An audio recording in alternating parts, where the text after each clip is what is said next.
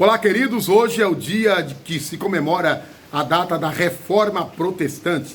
Desde 31 de outubro de 1517, todas as igrejas originárias dessa data comemoram esse dia que marcou a história da Igreja de Cristo. E como comemoração, eu quero trazer um dos temas mais fascinantes da Bíblia Sagrada, podemos dizer assim, o maior acontecimento para a humanidade, o Cristo crucificado. Mas antes, se inscreva no canal, ative as notificações, deixe um like, compartilhe. Sempre tem pessoas precisando ouvir mensagens como essa.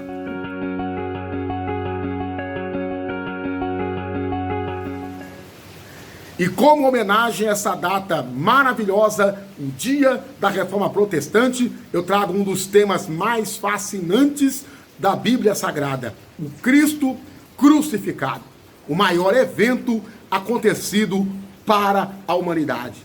Mas o que passava pela cabeça do apóstolo Paulo ao introduzir essa forma tão clássica, tão maravilhosa de apresentar a Cristo a ambos os povos? Por exemplo, o que era para o judeu morrer numa cruz? Para os judeus, alguém que fosse morto numa cruz era considerado maldito. Para os gregos, a mensagem do Cristo crucificado não era bem-vinda, pois chocava com a sua filosofia. Mas, quando o apóstolo Paulo introduz em seus sermãos, ensinamentos e carta o Cristo crucificado, ele está indo de encontro à tradição da sua época. Por exemplo, havia uma mentalidade na época paulina em que a palavra da cruz era uma afronta aos religiosos e filósofos da sua época.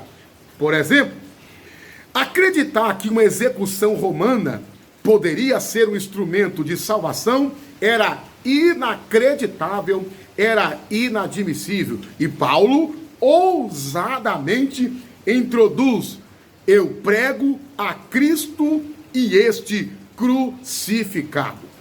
A mensagem de Cristo crucificado era, primeiro, considerada uma loucura, pois chocava com a sabedoria humana da sua época.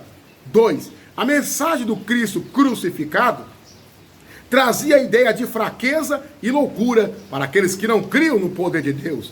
3. A mensagem do Cristo crucificado, ela nos ensina a depender única e exclusivamente de Deus, sem indulgência, sem religiosidade e sem sincretismo. Ao introduzir o Cristo crucificado no seu sermão e na sua visão de apresentar a salvação à humanidade, o apóstolo Paulo deixa bem claro que o instrumento de cruz era o instrumento de tortura usado pelos romanos. Ao morrer alguém na cruz, era um símbolo de vergonha. Ao ser crucificado, o ser humano, a pessoa, era martirizada e torturada. A crucificação fazia com que o crucificado sentisse o suplício da pena. E Paulo categoricamente nos traz o Cristo crucificado. A mensagem do Cristo crucificado é tão poderosa que o apóstolo Paulo, escrevendo aos Coríntios, ele disse: porque nada me propus a saber senão a Cristo e esse crucificado. A mensagem do Cristo crucificado é tão poderosa que Paulo, escrevendo e dizendo aos Gálatas, disse assim: longe de mim me gloriar, a não ser na cruz de Cristo. E quando nós falamos sobre o Cristo crucificado, nós temos que ter em mente que, primeiro, ao categorizar, ao assumir a mensagem do Cristo crucificado, Paulo coloca Cristo como tema central do cristianismo. 2. Ao trazer o Cristo crucificado em seus sermões, pregações e ensino, Paulo deixa bem claro que não está pregando uma mensagem filosófica, uma fábula e nem um conto popular, mas uma mensagem poderosa. Paulo diz: a mensagem não consiste em filosofia e nem sabedoria humana, mas no poder de Deus e salvação para todo aquele que nele crê.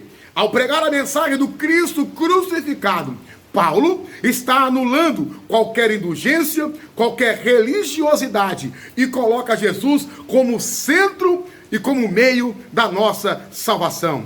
Porque temos que pregar o Cristo crucificado. Primeiro, essa mensagem, ela não nos exalta, mas nos coloca no estado de humilhação. Porque temos que pregar o Cristo crucificado, porque essa mensagem não nos deixa conformado, mas nos confronta e nos leva ao arrependimento.